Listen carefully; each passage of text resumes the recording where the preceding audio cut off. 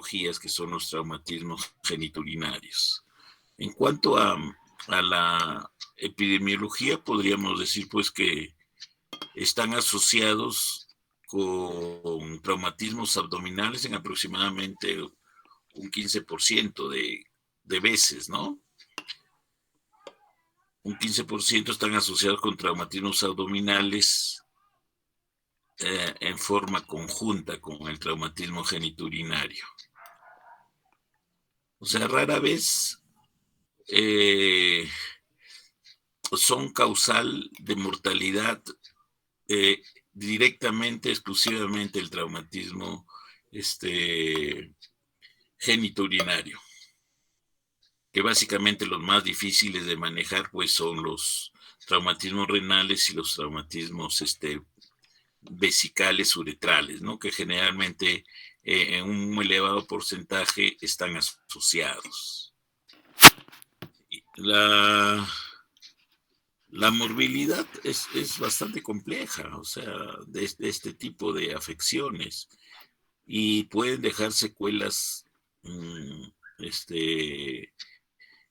con una morbilidad a futuro considerable, ¿no? O sea, hay que tener presente esto, ¿no? Que un traumatismo renal o pélvico y uretral generalmente puede estar oculto o inaparente, o sea, como si no existiera, se encuentra en el camino.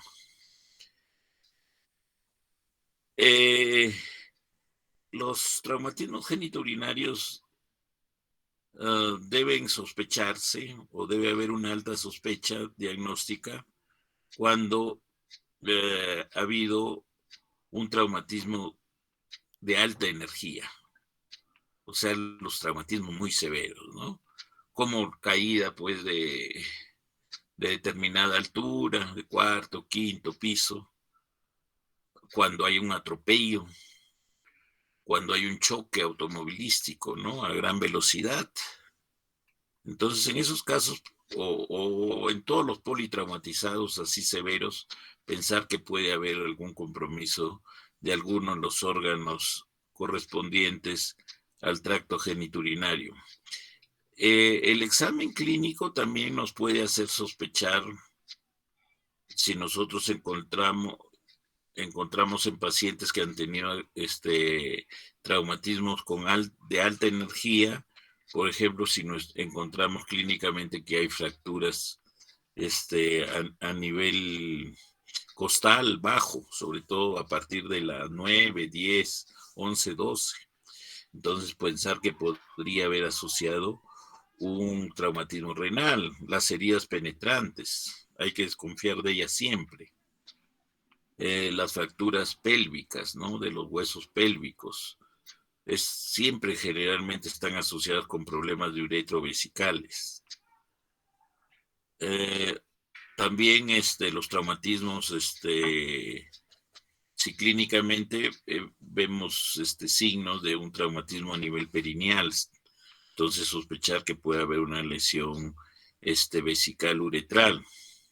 Y también cuando nosotros en el examen digital rectal no encontramos próstata, sino la próstata está ascendida por el trauma, entonces pensar de que está asociado pues una ruptura total de la uretra.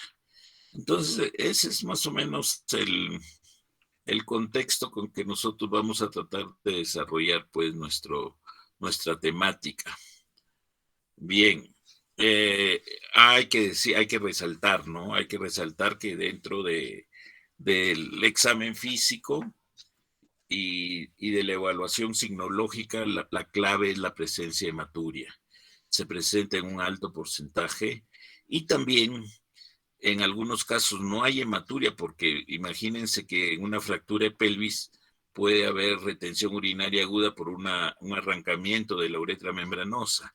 Entonces, siempre en el examen clínico, visualizar el meato uretral, ¿ya? Para, en el caso de que esté presente, tratar de comunicar al especialista, al urólogo, para que trate de introducir, si se puede, una sonda, un catéter uretrovesical, caso contrario, haga la derivación urinaria, la talla vesical. Entonces, ese es un dato importante en los politraumatizados severos.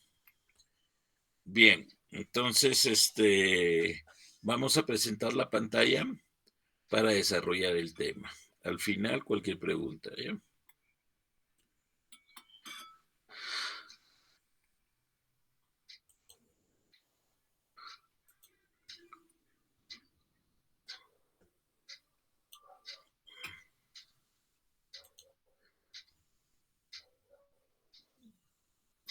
Bien, dentro de los traumatismos genitourinarios o urológicos, podríamos denominarles también, tenemos de que los vamos a denominar de acuerdo al órgano afectado.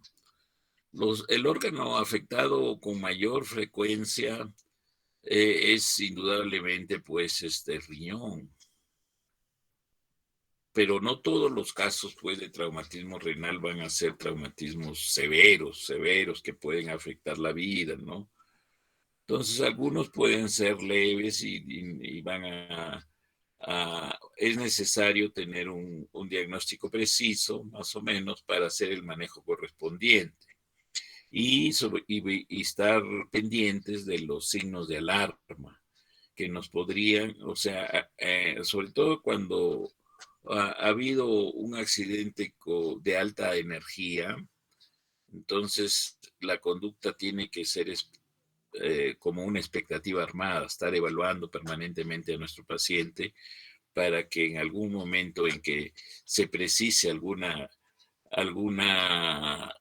alteración que requiera un tratamiento inmediato se le haga, ¿no? Sobre todo una intervención quirúrgica. Entonces, los traumatismos renales están a la cabeza. Le siguen los traumatismos vesicales, que están íntimamente relacionados y es más, en un 10-15% están asociados. Hay traumatismo vesical y uretral. Entonces, hay que considerar eso, ¿no? Que son los que siguen en frecuencia. Después vienen los traumatismos de los genitales externos, básicamente pues traumatismos escrotales, de la bolsa escrotal y más alejado la presentación de traumatismos de pene, ¿no? Que son raros. Y la lesión, el trauma urológico más o genitourinario más infrecuente vendría a ser la lesión pues ureteral. Entonces los traumatismos del riñón representan el 1 al 5% de todos los traumatismos abdominales.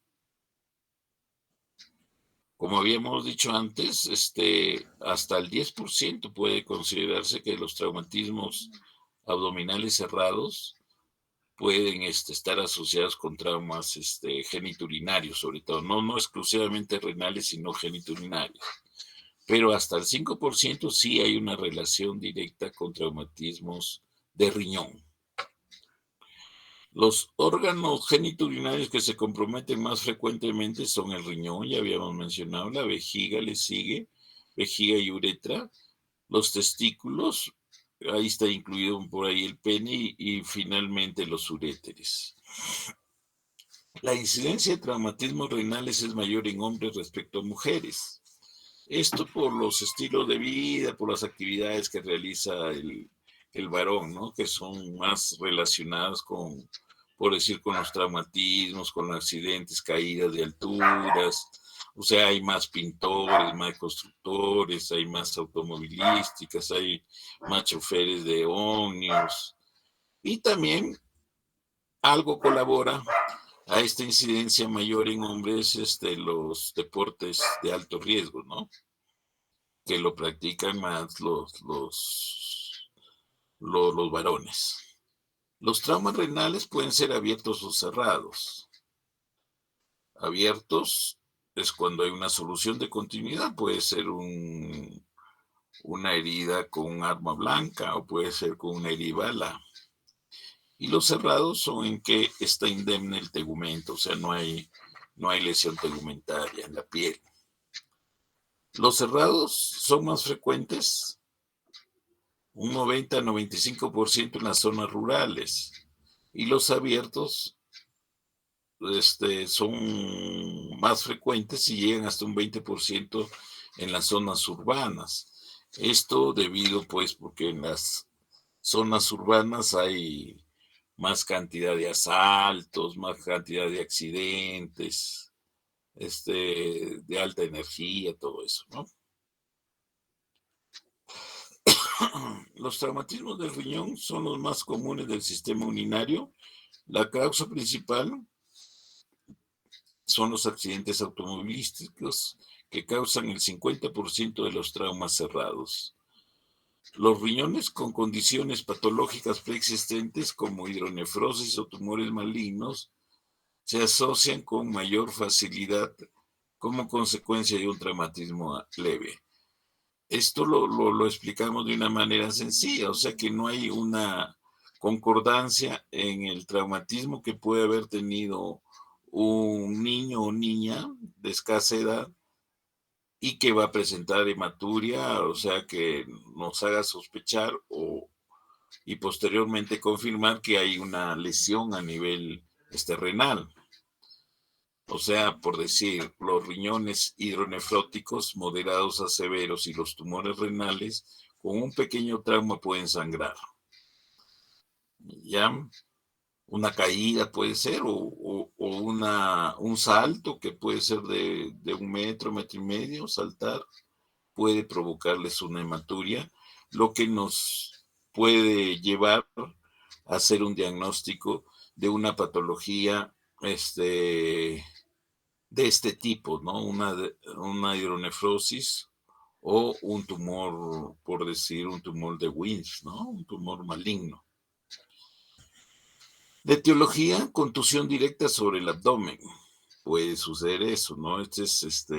Cuando va manejando, un paciente va manejando un automóvil y el timón hace presión en la zona abdominal. Entonces, ahí hay una contusión directa. A nivel de flanco igualmente, ¿no? O en la zona de la espalda también si hay un traumatismo directo, ¿no? Puede lesionar al riñón. Otro mecanismo es la desaceleración. O sea, la desaceleración en general puede comprometer al riñón en sí, pero lo que más compromete es al pedículo vascular. O sea, va a producir una elongación, un estiramiento del pedículo vascular que puede conllevar a la formación, a la extravasación sanguínea y la obstrucción arterial o venosa, ¿no? Otras causas vendrían a ser las lesiones con arma blanca o arma de fuego, o sea, verduguillos, cuchillos y armas de fuego, ¿no? Acá para ver el mecanismo de desaceleración, o sea, en forma brusca, por decir,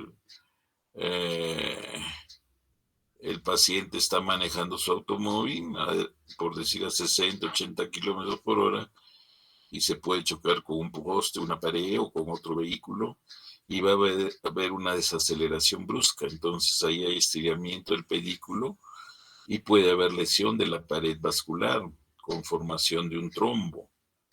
Puede haber arrancamiento. Estos arrancamientos a nivel arterial van a producir la organización de un gran hematoma ahí y la pérdida de función del riñón, o sea que es una emergencia.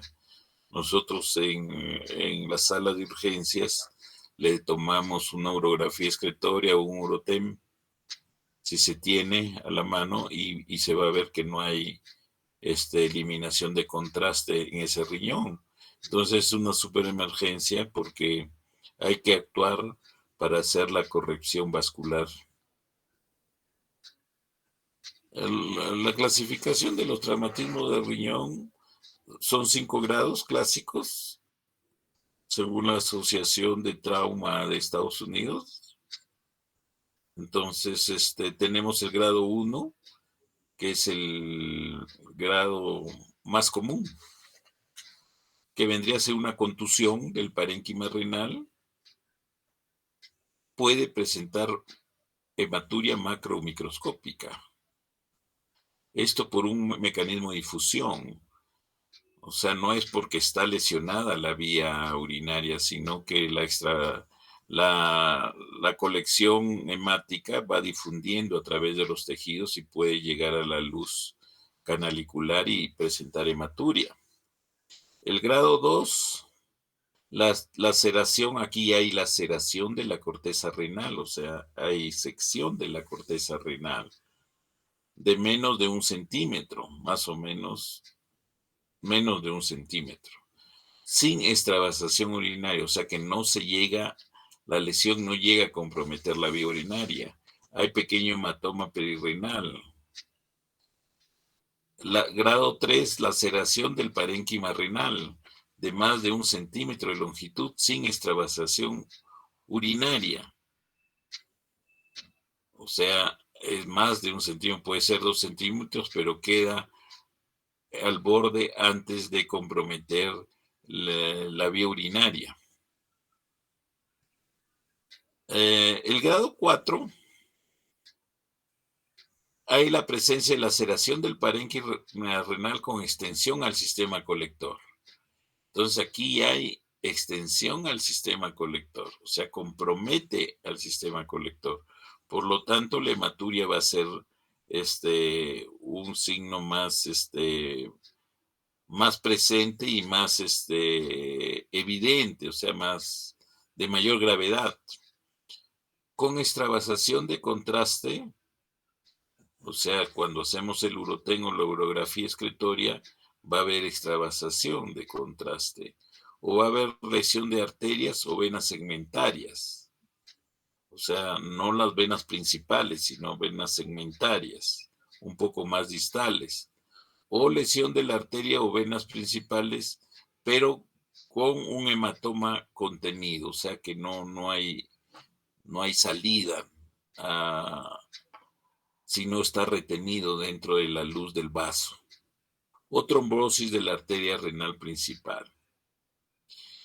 El grado 5 ya es el riñón que denominamos catastrófico, que es un riñón estallado, o sea, con múltiples lesiones parenquimales que llegan indudablemente hasta la vía canicular, la vía colectora, pero también hay gran compromiso con arrancamiento y extravasación de los vasos principales del pedículo.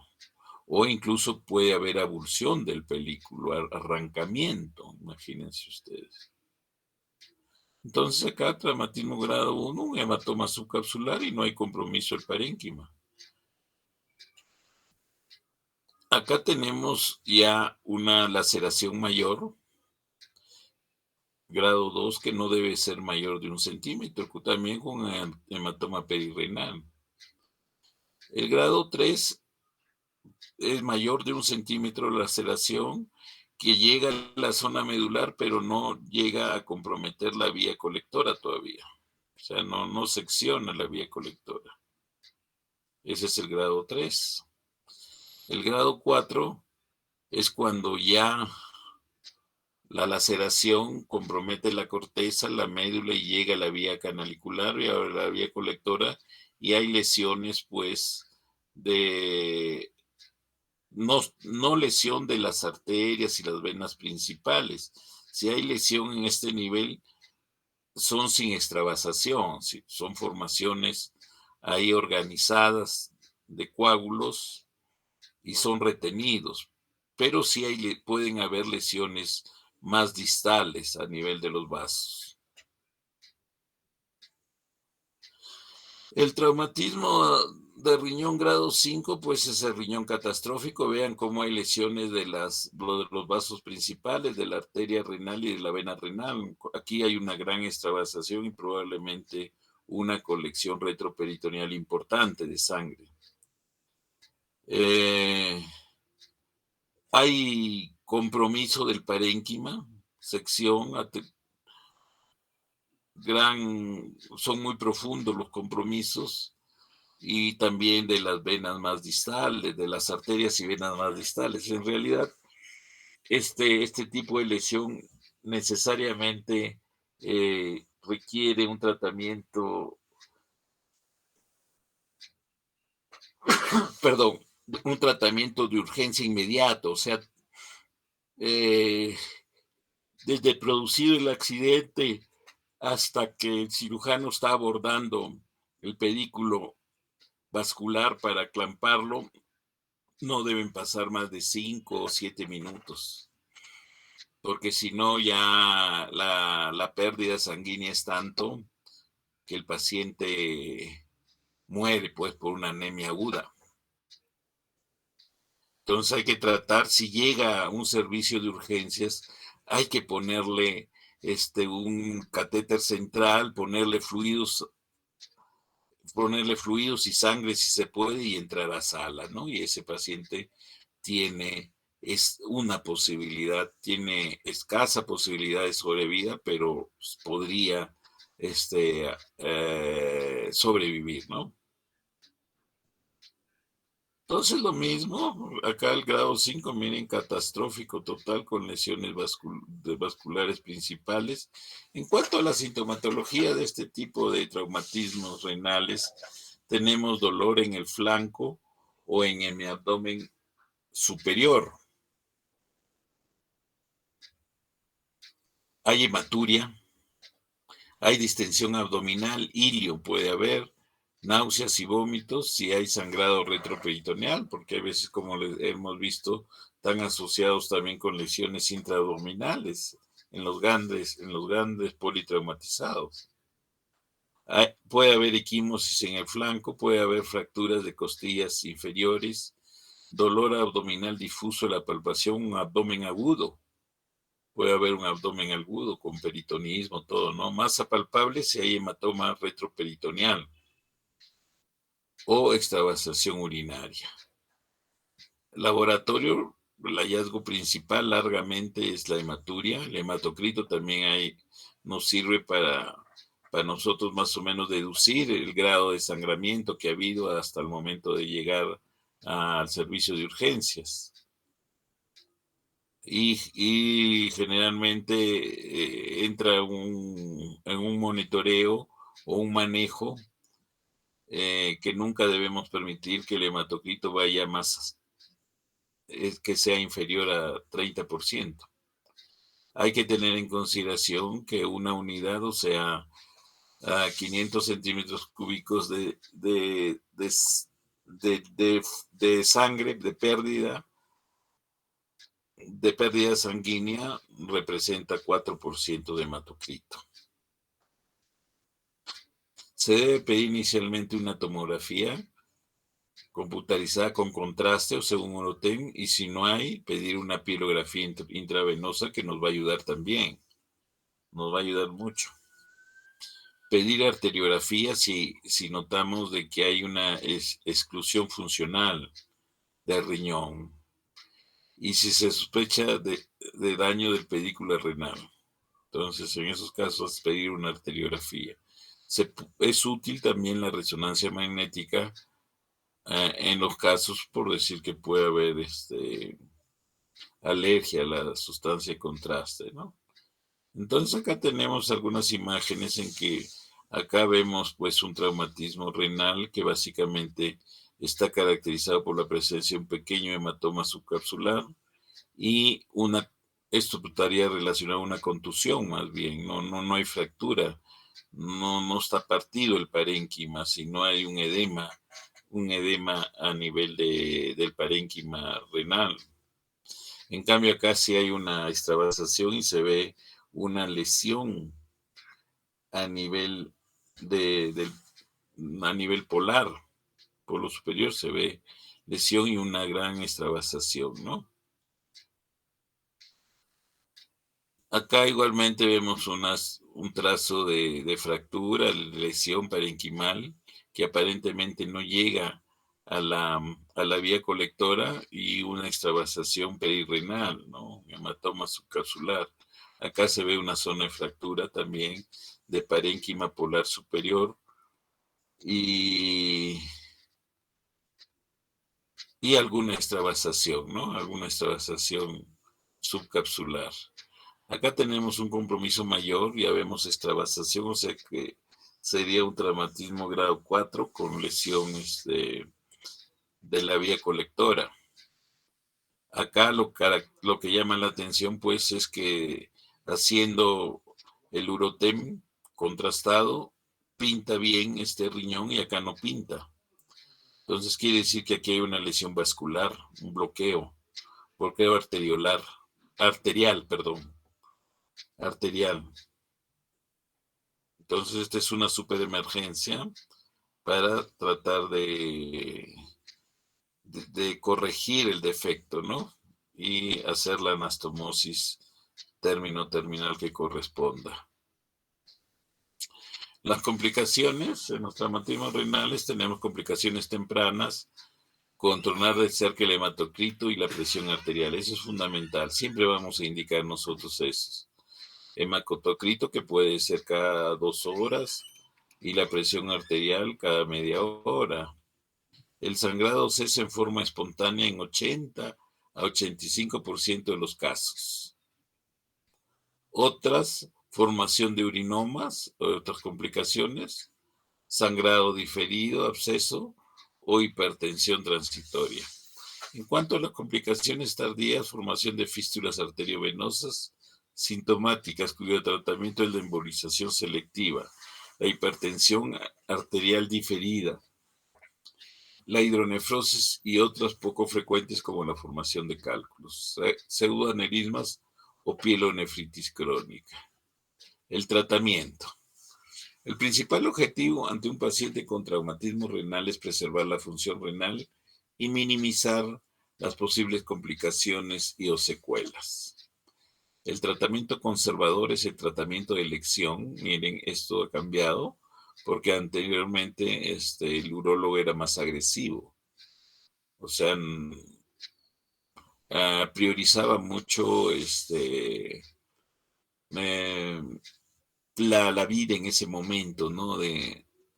Y la función renal del órgano comprometido, que de todas maneras conlleva a tiempo operatorio, entonces no se consideraba tanto, o sea, traumatismos que se han podido hacer, por decir, una reparación de riñón, en algunas oportunidades se ha hecho la nefrectomía. El tratamiento conservador, entonces, el tratamiento de elección en 90% de los traumatismos renales.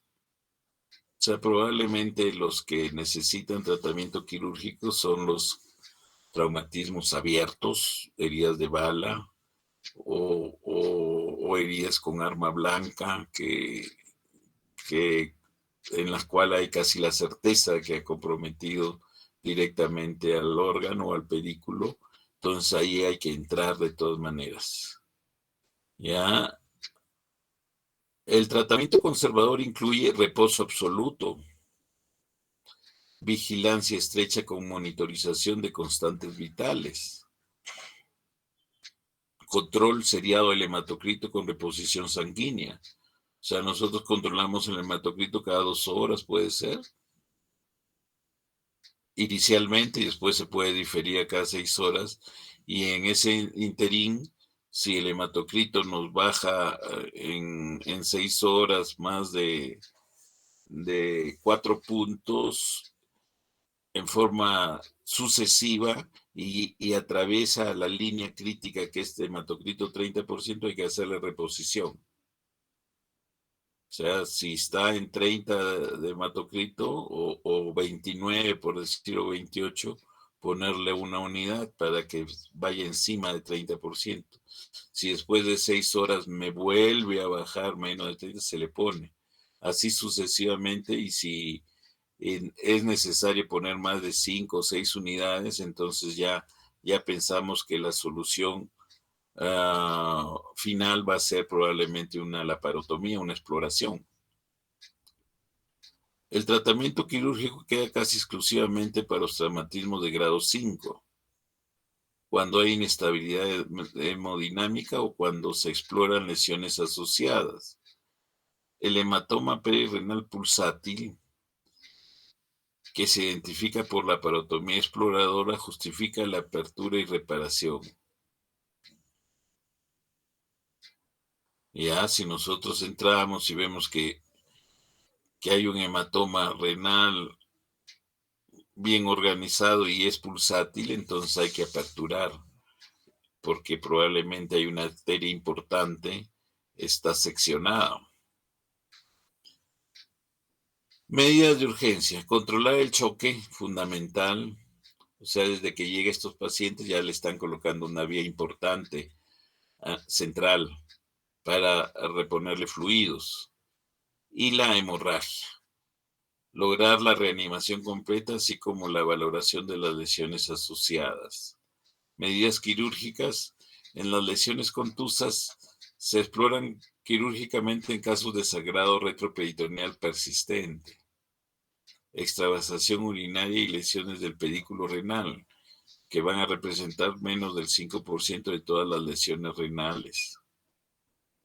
Las lesiones penetrantes sí deben explorarse, sobre todo las heridas de bala. Y también, en algunos casos, las que son con arma blanca, no cuchillos o verduguillos. Tratamiento de las complicaciones del urinoma retroperitoneal o un absceso perirenal deben ser drenados de inmediato quirúrgicamente. La hipertensión arterial maligna requiere reparación vascular o nefrectomía. La hidronefrosis debe ser reparada o practicar nefrectomía, si corresponde. Esto es básicamente para ver las indicaciones que debemos incluir en pacientes que los hospitalizamos, que la hospitalización no generalmente el internamiento es en unidad de cuidados intermedios o cuidados intensivos, ¿ya? Salvo de que nosotros no haya habido gran compromiso de descenso del hematocrito sostenido por decir, durante un día, entonces al día siguiente lo podemos pasar a piso y indicaremos igualmente reposo absoluto. Hidratación adecuada, hemoderivados, antibióticos sí, usar una cefalosporina de tercera generación. Control clínico horario, o sea, podemos indicar inicialmente el hematocrito cada 4 o 6 horas, ¿ya? Y también exámenes de orina que puede ser diario, debe ser diario. Monitoreo continuo de signos vitales, la presión arterial y la frecuencia cardíaca es fundamental. Control de laboratorio cada 6 horas, internamiento en los casos más leves, de degradación 1, 2, 3, puede ser una internación de 10 días y se le da de alta en el momento que el examen de orina ya no arroje hematíes, están dentro del rango normal. Y hay que darle alta con indicaciones no estrictas de que esté reposo en casa, evitar levantar pesos, etcétera, tomar abundantes fluidos y ante cualquier reaparición de la hematuria inmediatamente retornar al centro hospitalario. Entonces, esto es en cuanto al abordaje quirúrgico en casos de superemergencia, ¿no? En cuando estamos sospechando o cuando es, por decir, una herida de bala o con arma blanca, o estamos sospechando de que en el traumatismo cerrado ha habido compromiso de delirio renal, o sea, o el compromiso parenquimal es extenso y necesitamos nosotros hacer un clampaje de la arteria. Entonces nosotros tenemos una localización clave que es a nivel de la vena mesentérica inferior, en la cual se apertura una ventana y vamos a tener acceso tanto al pedículo renal arterial del lado izquierdo y lado derecho. En el lado derecho cabalga encima de la arteria renal la vena cava, que es una vena muy importante que hay que tener cuidado al liberarla porque pueden haber venas lumbares que son a veces difíciles de controlar su sangrado. Una vez ya colocado el clamp vascular en la arteria, entonces nosotros hacemos el despegue usual a nivel del parieto cólico para ver cuáles son las reparaciones que vamos a realizar. En caso extremo que encontremos un riñón totalmente comprometido con vasos, entonces proceder a la nefrectomía. Bien, acá se ve pues unas reparaciones polares en los traumatismos renales, ¿no? Igualmente las lesiones como hay que hacerlas, ¿no? Hay un sistema especial pues con puntos de colchonero para ir ajustando y produciendo la hemostasia. Acá una lesión vascular, hay una sutura especial, no se puede suturar con uno pide sutura vascular y hace un surjet. El pronóstico con el seguimiento cuidadoso y el pronóstico es excelente con curación espontánea, o sea, con reposo absoluto y manejo de monitoreo del paciente. Nosotros después de 10 a 14 días puede haber ya una estabilización total del paciente y considerar que ha sido exitoso el manejo conservador. Lo mismo, ya ustedes ya lo conocen.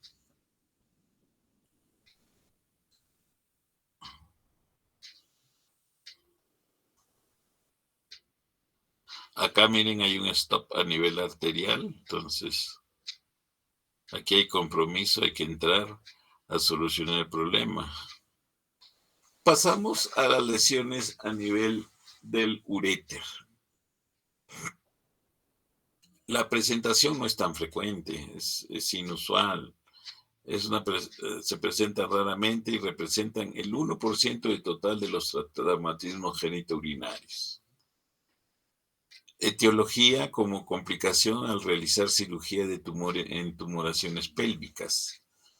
Esto lo realizan los ginecobstetras y también lo realizan los oncólogos quirúrgicos. En algunas oportunidades los urólogos con tumores retroperitoneales. En manipulaciones endoscópicas para extraer cálculos con canastillas y con el ureterorrinoscopio. No, esta etiología está en aumento porque ahora pues está avanzando mucho, está posicionándose preferentemente la ureteroscopía flexible, o sea, utilización del ureterorrinoscopio, tanto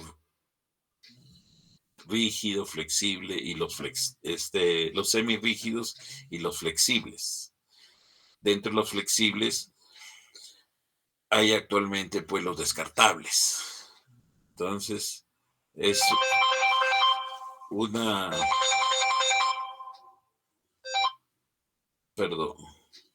Entonces, es una cirugía que se realiza bastante para el tratamiento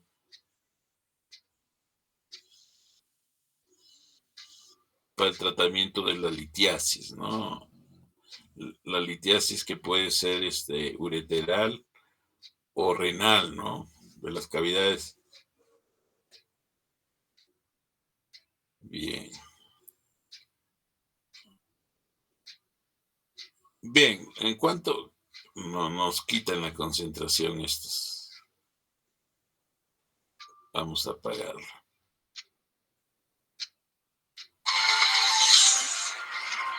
En cuanto a la clínica, los datos clínicos, los síntomas de las lesiones ureterales, pues si el uréter ha sido ligado,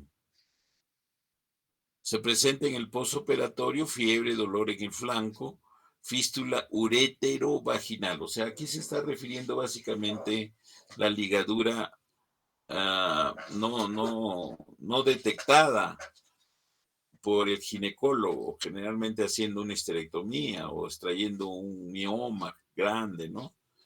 Liga el uréter, no se da cuenta, y después de unos días, que puede ser a partir del tercer día, puede ser segundo o tercer día, hay una evolución tórpida con dolor en el flanco, fiebre, y después, más bien de unos días, toda la sintomatología cesa, o sea, el dolor, la fiebre, el malestar, todo eso cesa cuando ya se manifiesta la fístula.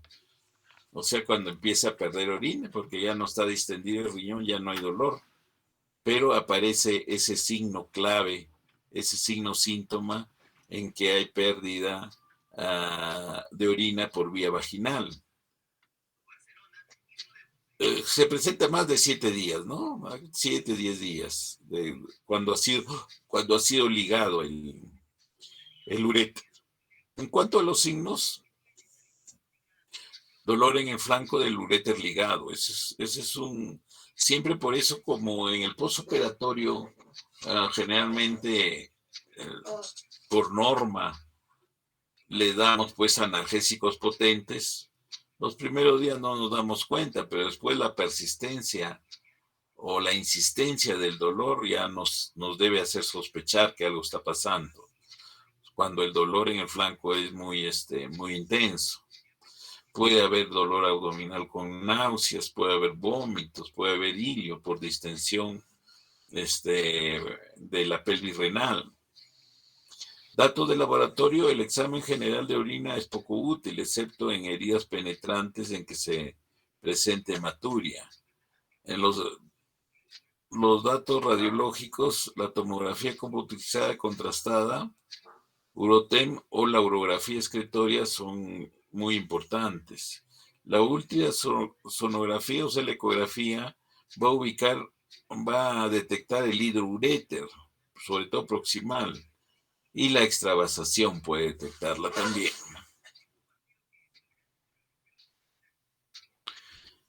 Entonces acá vemos en esta imagen, pues, extravasación y una urétero-hidronefrosis moderada, eso es lo que suele verse, y con una extravasación, o sea que aquí había una lesión, puede haber sido una ligadura, una sección directa, o una lesión por desvascularización, o sea, por compresión, que haya habido en el intraoperatorio. Desvitaliza el tejido y después se forma la fístula. Acá igualmente se ve extravasación en el uréter medio. Acá, ¿cómo se debe hacer la anastomosis? Término terminal de un uréter, ¿no? Siempre hay que espatularlo. 1 centímetro, o sea, sección del uréter a un lado y otro, se espatula 1 centímetro allá y 1 centímetro acá, y se hace la anastomosis. ¿Ya? Esto para evitar la estrechez ureteral posterior.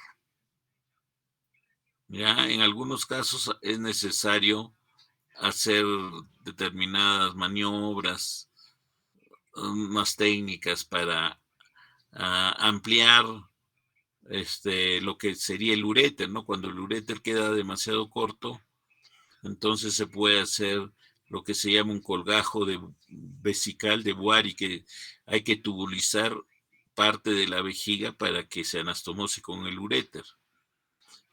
Esta técnica no es buena, ¿por qué? Porque compromete una unidad normal, que es la izquierda, la compromete con una unidad anormal, porque quedó un uréter muy corto, y se quiere hacer la transurétero-urétero-anastomosis. Entonces, aquí puede haber falla y comprometemos las dos unidades. Entonces, esto hay que pensarlo bien antes de hacerlo. Entonces, cuando se lesiona el uréter y nosotros, la lesión ha sido próxima a la vejiga, lo que se hace pues es un reimplante ureteral, ¿no? En que en caso que haya tensión, se puede liberar la vejiga y hacer lo que se llama vejiga zoica. Liberar la vejiga en bloque y ponerle unos puntos que la fijan al psoas. Ahí ganamos unos centímetros para que no haya tensión en la anastomosis. En la anastomosis uretero-vesical. Lesiones de la vejiga se producen como resultado de un impacto externo y suelen acompañarse de fracturas pélvicas. Representan el 20% aproximadamente de los traumatismos urológicos. En cuanto a los síntomas, dolor pélvico abdominal inferior, hematuria, signos, abdomen agudo, si hay ruptura vesical intraperitoneal, datos radiológicos, la radiografía simple, evidencia pues las fracturas pélvicas. Una tomografía contrastada también es importante para ver si la extravasación, si hay extravasación que nos confirme la lesión vesical, ¿no? El tratamiento, tratar el choque. Estos pacientes pues vienen con traumatismos de alta energía, ¿no? Entonces, el paciente puede venir chocado porque no solo tiene lesión a nivel de vía urinaria, puede tener en otro sitio. Y también puede haber pérdida de sangrado considerable. Tratamiento quirúrgico teniendo en consideración si se trata de una ruptura extraperitoneal. La ruptura extraperitoneal puede ser manejada en forma conservadora en algunos casos, colocando sonda uretrovesical. Dejarla por espacio de par de semanas, una sonda gruesa, y la naturaleza se encarga de hacer el cierre de la zona aperturada, de la zona lesionada de la pared vesical. O si es una ruptura intraperitoneal, estas rupturas intraperitoneales se van a presentar cuando el paciente está con vejiga llena. O sea, la zona no es debida a las fracturas, generalmente esta. Lo que sí sucede cuando hay una lesión extraperitoneal. Una ruptura extraperitoneal generalmente está asociada a fracturas pélvicas que lesionan la pared vesical. En cambio, esta ruptura intraperitoneal tiene otro mecanismo, generalmente, ¿no? Porque nada es absoluto en medicina. Generalmente se da cuando la vejiga está llena y hay un traumatismo directo en el hipogastrio que va a producir el estallamiento de la vejiga a nivel de la zona más adelgazada, que justamente es la zona de la cúpula que está en relación con la cavidad peritoneal. Entonces acá esquemitas son muy didácticos. Aquí vemos, hay una extravasación, una colección, extravasación de orina, pero también hay sangre aquí. Puede haber sangre. Pero no hay pasaje a la cavidad peritoneal, ¿no? Entonces aquí, si se hace un diagnóstico preciso, entonces se puede colocar una sonda gruesa, una sonda Foley, número 22 o 24 de 2 vías. Se deja por un espacio de 2 semanas, 10 a 14 días, y va a haber cierre espontáneo, ¿no? A nivel de la zona afectada, comprometida. En cambio, acá tenemos, esta sí necesita necesariamente solución rápida con una intervención quirúrgica. Entonces, aquí ha habido en la zona de la cúpula una ruptura que va hacia el peritoneo. Entonces, aquí lo que hay que hacer necesariamente, hay que entrar. El diagnóstico se puede hacer de cuando encontramos líquido abundante, se puede hacer por una ecografía, o en casos también, si hay la destreza correspondiente, se puede hacer una punción y se va a obtener orina con un ligero tinte hemático, ¿no? Entonces, hay que entrar, reparar la lesión, y hacer lavado de toda la cavidad peritoneal con solución fisiológica, que puede ser de 6 a 10 litros, ¿no? Y dejar drenajes para que tener la certeza, pues, de que ya no va a quedar ningún líquido, ¿no? Una vez ya que el drenaje nos da um, poca cuantificación, el menor de 5 centímetros cúbicos ya se retira. Eso generalmente se logra después de unos 3 días. Entonces acá vemos una cistografía con ruptura vesical extraperitoneal. O sea, no entra el contraste a la cavidad peritoneal, sino que queda en la zona perivesical, ¿no? Acá igualmente hay extravasación extraperitoneal. Acá hay otra extravasación extraperitoneal. Y acá sí, pues clarito se ve que hay una extravasación a nivel de la cavidad peritoneal. Ya. Entonces aquí se ha hecho una cistografía de relleno y se ve una extravasación, pues, abundante hacia la cavidad peritoneal. Igualmente,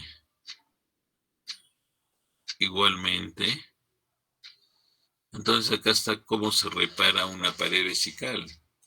Entonces la pared vesical se repara en un solo plano con Vicryl 2 ceros o 2 ceros, un surjet continuo, y después se ponen puntos invaginantes que nos ocultan la rafia, que son los puntos de Lemberg, separados, ¿no? Puntos de Lemberg, o también hay un surjet que invagina en forma continua, ¿no? La vejiga es muy noble, no va a pasar nada. Lesiones de la uretra. Más frecuentes en hombres con fractura de pelvis o por caída a horcajadas. O sea, ustedes ya saben que la caída de horcajadas es cuando caen de altura y se golpean en la zona perineal con algo al caer, ¿no? Representan el 7% aproximadamente de los traumatismos urológicos. Lesiones de la uretra posterior, síntomas, dolor abdominal e incapacidad para miccionar, es lo característico, pues.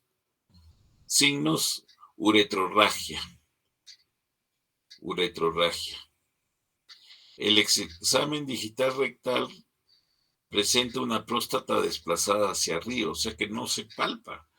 Uno quiere palpar la próstata y hace el examen clínico tratando de detectar no patología prostática, sino justamente que se trata de un arrancamiento de la uretra membranosa. Entonces, si nosotros encontramos ese signo, que no palpamos la próstata, entonces lo más probable es que ha habido una ruptura total a nivel de la uretra membranosa. En cuanto a los estudios por imágenes, la radiografía simple va a identificar la fractura de los huesos de la pelvis que están asociados con trauma vesical y trauma de uretra. La uretrografía retrógrada ve extravasación en la unión próstato-membranosa. ¿Ya? Observación no practicar cateterismo ni ureteroscopía. Están contraindicados cuando sospechamos una lesión de uretra. Acá está realizando la uretrografía retrógrada.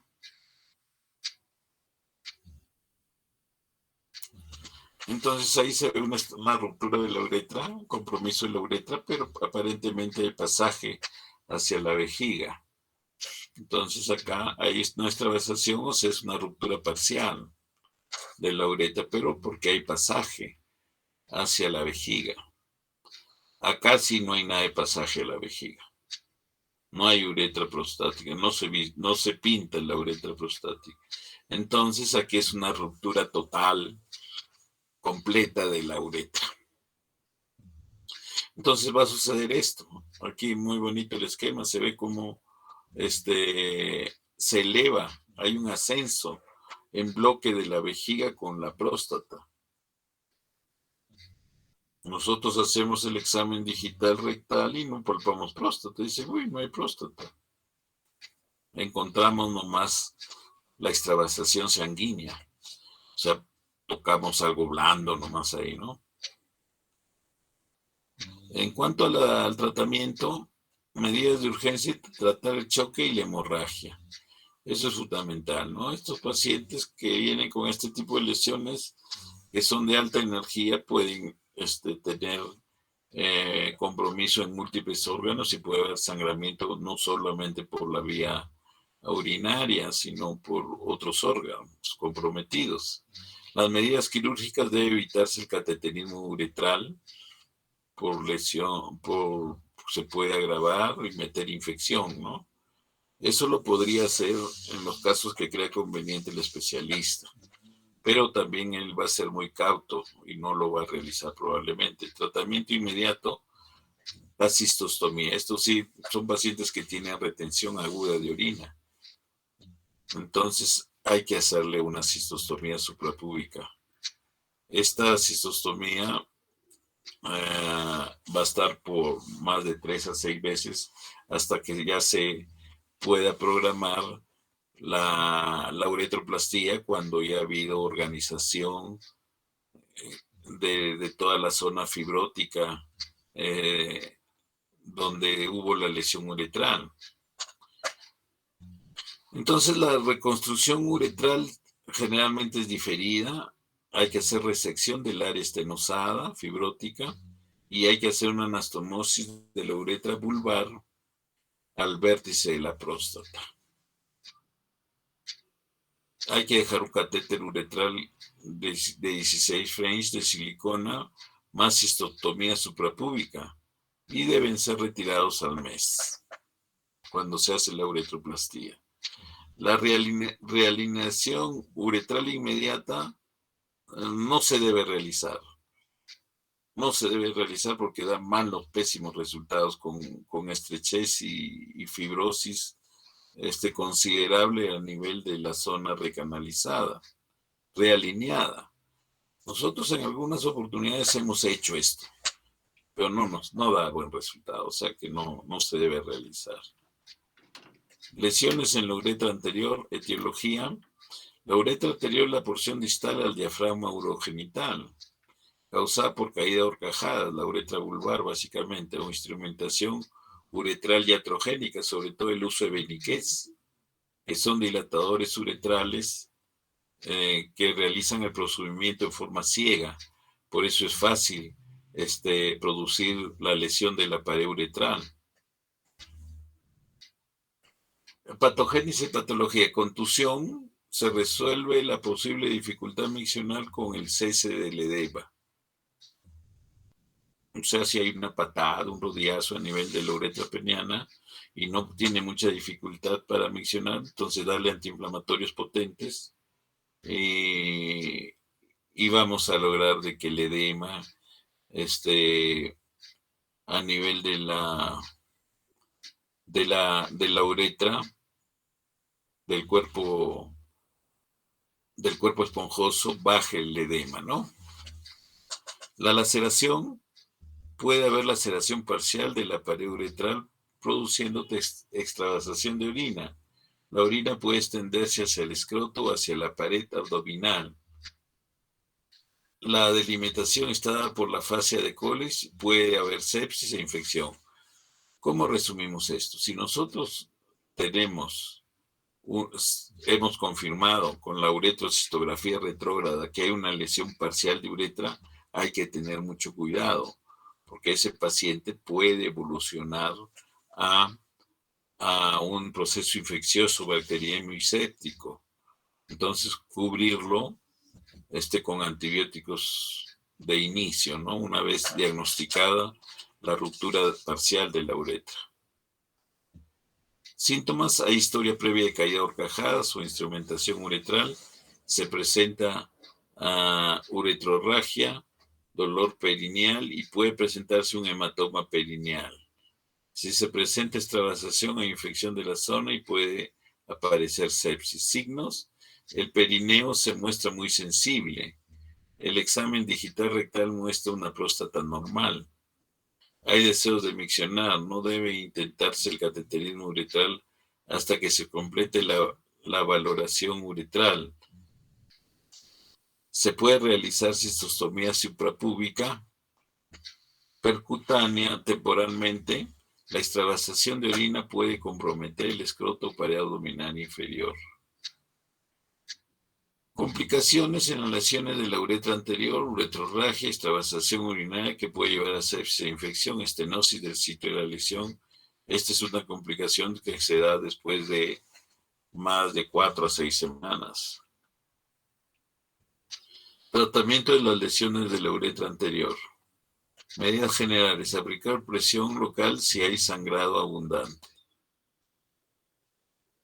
Ya en algunas oportunidades el sangrado es muy abundante y el paciente se inquieta mucho y el médico también debe tener calma y hacer una compresión, una presión que puede ser con una gasa grande y, y, y aplicando pues una fuerza permanente por un espacio de 3 minutos siquiera. Y eso va a lograr detener el sangrado. Medidas específicas: tenemos contusión uretral. Cuando hay contusión uretral, luego de hacer la uretrografía y no constatar alteración uretral, se debe permitir la micción y dar antiinflamatorios, ¿no? Cuando hay laceración uretral, se debería realizar derivación urinaria suprapúbica por 3 semanas. La laceración uretral con extravasación urinaria extensa, igualmente hacer derivación urinaria suprapúbica, drenaje, limpieza de zonas infectadas y uso de antibióticos. En el caso anterior también se debería usar antibióticos. Reparación inmediata. Es más complejo el procedimiento y la incidencia de estenosis es muy alta. O sea, no hay que hacer esas locuras. Entonces acá hay una ruptura parcial. ¿Por qué? Porque progresa contraste hacia la vejiga, pero hay una extravasación. Ruptura de la uretra próstato-membranosa con extravasación. O sea, a este nivel ha habido la ruptura uretral y se extravasa contraste, pero no se logra visualizar claramente la vejiga. Acá igualmente una ruptura de la uretra vulvar que se ve extravasación. Viene la recta final, como se dice, los traumatismos de los genitales externos del varón. Es una entidad bastante infrecuente entre las urgencias urológicas. Las causas graves tienen una incidencia aproximadamente 1 de cada 175,000 admisiones en los servicios de emergencia. O sea, es bastante infrecuente. Los traumatismos de los genitales externos del varón tenemos penianos, testiculares y escrotales. Penianos pueden ser abiertos y cerrados. Abiertos, la tricción, la sección por arma blanca, ¿no? que seccionan al pene, la estrangulación con dispositivos,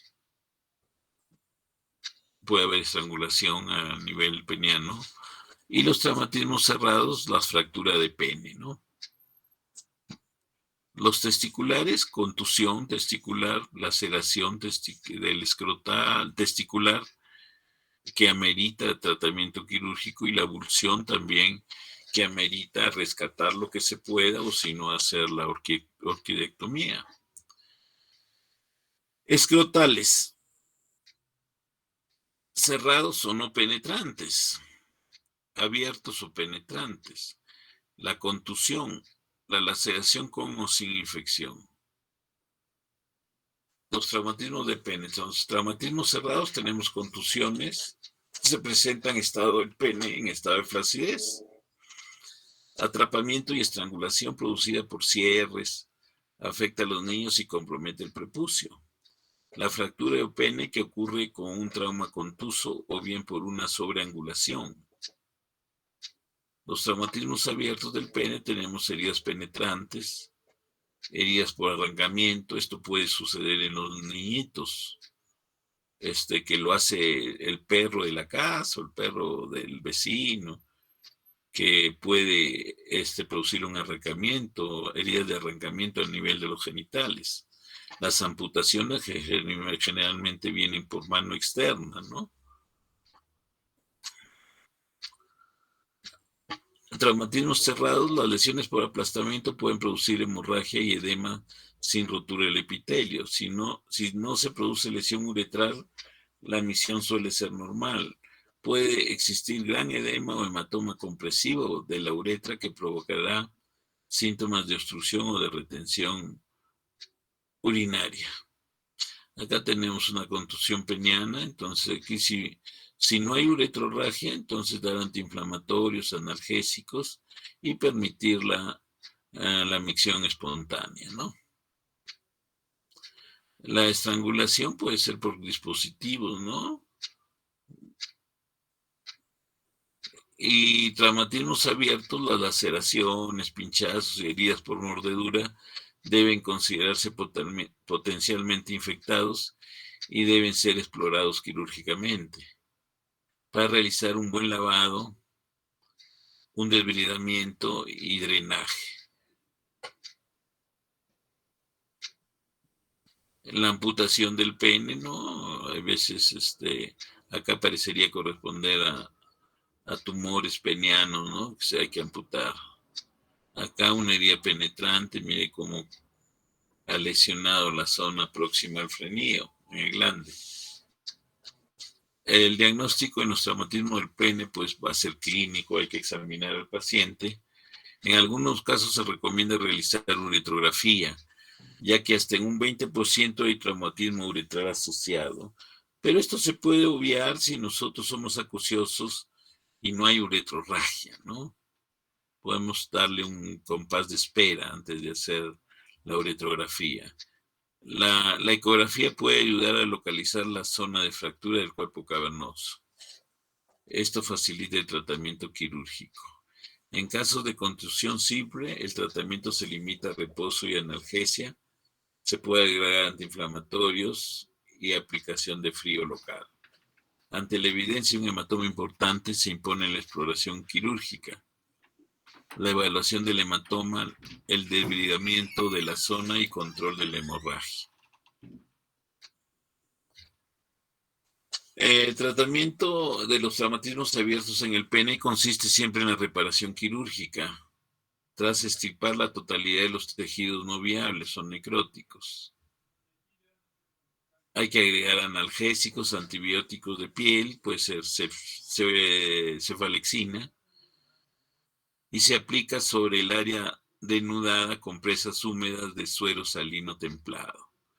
La reparación quirúrgica definitiva debe efectuarse antes de las 6 a 8 horas y puede exigir en algunos casos la colocación de injertos cutáneos de mediano grosor. Las amputaciones, ¿no? Es lo más grave que puede haber, pues, en un traumatismo de pene. Un reimplante peniano después de las 16 horas de isquemia normotérmica puede tener éxito. En casos de preservación en isquemia hipotérmica, debe considerarse la cirugía en periodo de hasta 24 horas. O sea, es clave, pues, coger el pene, hacerle el lavado y ponerlo en frío, ¿no? En hielo, un dispositivo con hielo, para que se conserve mejor. La intervención debe ser sistemática, se identifican las estructuras que deben reanastomosarse, o sea, lo que se debe reanastomosar, pues, es la uretra, los vasos y los cuerpos cavernosos. Y el cuerpo esponjoso, por supuesto, la uretra. El desbridamiento debe ser juicioso, se cateteriza la uretra para estabilizar, se empieza por la uretra siempre, para que estabilizar el pene. Y se realiza anastomosis uretral espatulada en 2. Entonces las amputaciones, hasta lo ideal es hasta 8 a 10 horas de haberse realizado la amputación. Entonces los resultados van a ser óptimos. Complicaciones luego de traumatismos penianos, fibrosis y angulaciones penianas, dependientes de callosidades de la túnica albuginea lesionada, priapismos de alto flujo. Otra complicación secundaria es la aparición de aneurismas en los cuerpos cavernosos y ramas de las arterias pudentas internas. Fractura de pene. Entonces la fractura de pene durante el coito se puede producir durante el coito por ruptura de cuerpos cavernosos y fascia de Buck. Hay un aumento del volumen, hay dolor y hay una equimosis. Analgesia y tratamiento quirúrgico. Debe calmarse el dolor y programar sala de operaciones para hacer la reparación inmediata. Entonces acá hay una fractura. Lo típico en la fractura de pene es pues de que hay una desviación del eje, quedando atrás la curvatura, la zona donde está la lesión del cuerpo cavernoso. Entonces la lesión del cuerpo cavernoso, el estallamiento del cuerpo cavernoso está aquí. Entonces nosotros clínicamente podemos deducir dónde está la lesión, ¿no? Acá es más difícil porque miren, parece una culebra. Entonces probablemente la lesión del cuerpo cavernoso es baja. Es baja. Entonces son más difíciles de tratar. ¿Por qué? Porque hay que hacer, aparte de la circuncisión que se hace, se elimina todo el prepucio redundante, pero también hay que hacer una incisión a nivel de la zona de la ruptura del cuerpo cavernoso. Y es más difícil trabajar ahí porque está, por decir algo, oculto por el pubis. O sea, el acceso no es tan fácil ahí. Acá tenemos pues una fractura en pene con una gran colección hemática y un edema marcado, una colección marcada a nivel de todo el escroto, con difusión ya equimótica en las zonas del hipogastrio y probablemente también va a haber en la zona del perineo. Entonces acá cómo se repara, pues hay que detectar la zona de lesión, sacar la colección, el hematoma, hacer lavado y hacer el afronte, el cierre. Se usa puntos de Vicryl, 2 ceros o 0 puntos separados. No hay que imaginar nada, solo hay que tratar de constatar la impermeabilidad del cuerpo cavernoso inyectando solución salina. Acá después como queda un paciente que se le ha reparado por fractura de pene. Aquí probablemente hubo compromiso uretral porque se dejó una sonda. Entonces lesiones a nivel del frenillo, habíamos comentado, ¿no? Que se presenta sobre todo en niños y que hay que sedar con mascarilla, anestesiar al niño, al bebé, y hacer la hemostasia correspondiente. El traumatismo testicular se da por trauma cerrado del escroto. Se producen grandes equimosis y hematomas escrotales haciendo el examen testicular difícil. El objetivo de la urgencia es determinar si existe ruptura de albuginia testicular. Esto es importante porque va a decidir si se opera o no. Si está estallado, hay ruptura de la albuginia del testículo, la cubierta del testículo, entonces hay que entrar a operar. Porque el parénquima testicular, el que no está viable lo vamos a descartar y lo que está viable lo vamos a introducir y hacer cierre respectivo de la albuginia. Con puntos separados de Vicril puede ser 3 ceros o 4 ceros. Entonces, una clasificación de los y tratamiento de los traumatismos testiculares tenemos en la contusión. No hay alteración del testículo, ni clínicamente ni en la ecografía. Se trata con frío local, bolsas de agua helada o hielo molido con una telita por 5 minutos cada 4 horas hasta que cede el dolor. Solo sirve para el dolor. Suspensión y analgésicos, AINE se puede usar, y suspensión, o sea, usar que haya compresión a nivel de la bolsa escrotal. Laceración. La ruptura del testículo requiere reparación quirúrgica precoz. Debe practicarse un estudio ecográfico previo, que es el que da el diagnóstico, ¿no? Nos dice está estallada la albuginia. Avulsión, el tratamiento se reduce a hemostasia y tratamiento de la herida. Graves roturas testiculares pueden obligar a la orquidectomía. Luego se puede poner prótesis con fines estéticos. El estudio más útil, pues, ya pueden deducir que es de ecografía escrotal. El tratamiento en el traumatismo sin rotura de la albuginia es reposo, suspensión testicular y analgésicos y antiinflamatorios. Si existe rotura testicular, eso estamos que repetimos por tercera vez. Si existe rotura, estallamiento de salida del parénquima testicular, el tratamiento es quirúrgico. Traumatismo de escroto y su contenido. Los traumatismos del escroto son relativamente frecuentes. Dentro del contexto de que todos no son muy frecuentes, lo que más vamos a ver en los genitales externos son los traumatismos de escroto. Aproximadamente el 7 a 12% de los traumatismos genitourinarios pueden ser cerrados o penetrantes y abiertos o penetrantes. Pueden ser cerrados o no penetrantes, o sea que no hay lesión a nivel de la piel, y abiertos en que sí hay lesión de la piel. Los penetrantes son las laceraciones, las abulsiones y las quemaduras. El diagnóstico es clínico y con la ecografía escrotal.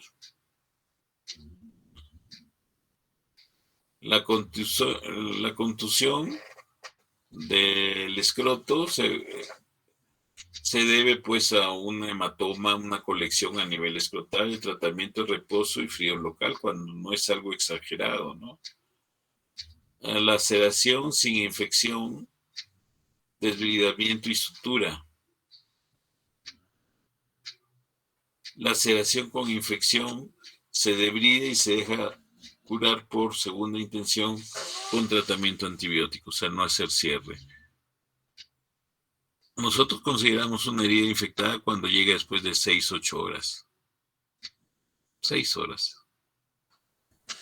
Entonces, algunos tips así generales del tratamiento. El tratamiento general del escroto contuso comprende reposo, suspensión, o sea, compresión a ese nivel, analgésicos antiinflamatorios y profilaxis antibiótica.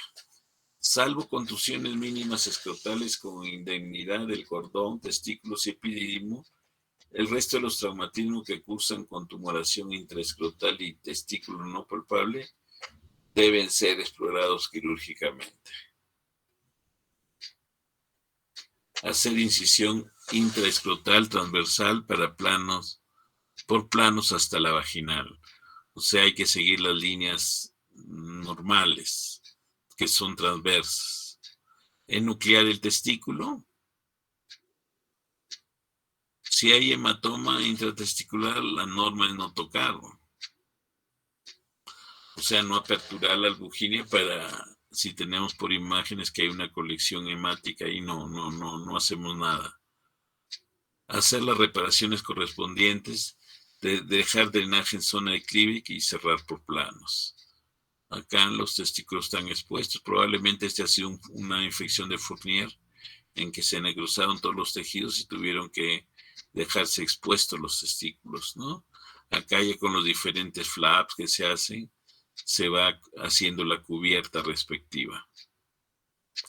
Complicaciones: atrofia testicular, testículo doloroso y obstrucción de la vía seminal. Muy bien, entonces, si hubiera alguna pregunta, sería bueno que la hagan para tratar de absolverla.